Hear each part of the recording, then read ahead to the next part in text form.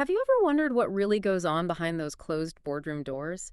I mean, what makes a great corporate board truly different from one that's just, well, okay.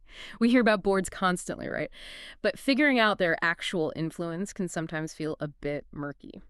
So today, our mission in this deep dive is basically to pull out the essence of what makes a good corporate board. We're talking practical insights here, structure, judgment calls, how they stay effective through renewal.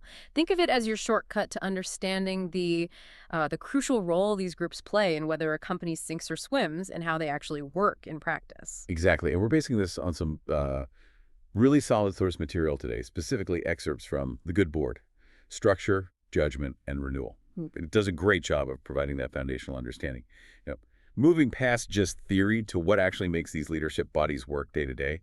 Okay, so practically speaking, what's the first sign? How do you identify a good board in action? The source mentions this key principle. Independent board members overseeing management, not getting tangled up in the daily stuff. It says, you know a good board when you see it.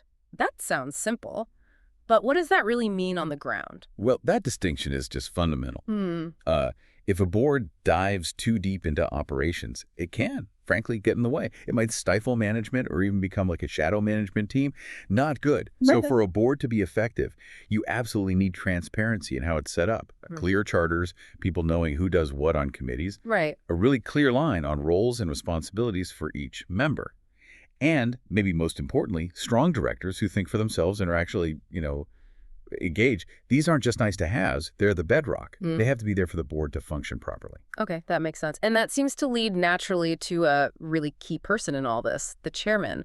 With that structure in place, how does the chairman actually guide the board, make it work effectively? The chairman. Yeah, their role is incredibly specific and, frankly, vital. They're there to guide, maybe even sort of chaperone the board members through often complex agendas. They need to make sure the board actually does what it's supposed to do. It's Band-Aid. But the real skill, I think, is in the balance. Balance. Yeah, ensuring everything important gets discussed fully, every voice gets a fair hearing, and this is crucial, preventing limitless time on any single item. You can't get bogged down.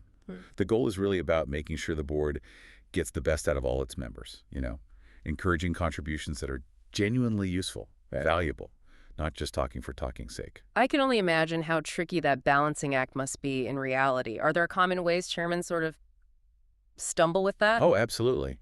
A big one is either being too hands-off, letting discussions just meander without focus, or the opposite, being too controlling, shutting down potentially valuable points just to stick to the schedule. It really is an art of facilitation. Knowing when to dig deeper, ask another question, and when it's time to guide the group towards making a decision. That makes total sense. So, okay, even with good structures, good chairmen, things can still go wrong, right? The source notes that bad things do happen to good boards, and that's when judgment becomes absolutely critical. How does a board handle that kind of pressure? Yeah, this is where it gets really tough, because the challenge is huge.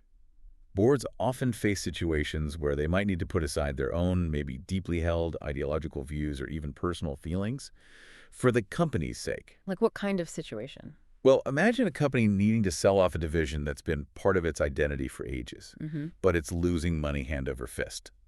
That's tough, personally and strategically. In moments like that, the judgment of the board, individual members, yes, but also the collective wisdom, it becomes everything. The source talks about making these complex decisions under a shroud of uncertainty, often without having every single piece of data they wish they had.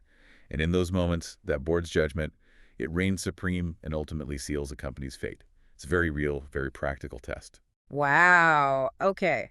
So if judgment is that vital, especially under pressure, how does a board maintain that edge? How does it stay sharp and relevant over the long haul? Let's talk about board renewal. What does that mean in practice beyond just, people retiring? Right.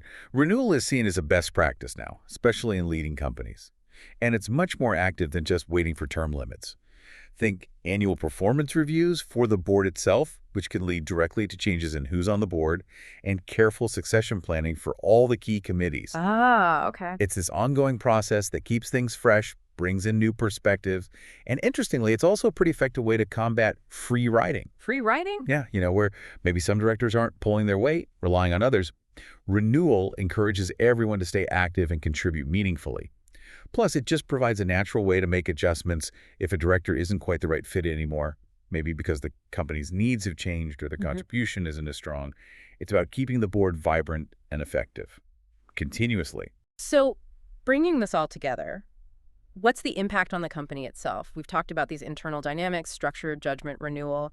How does that show up externally for employees, customers, us? Well, the argument presented in the source is quite compelling.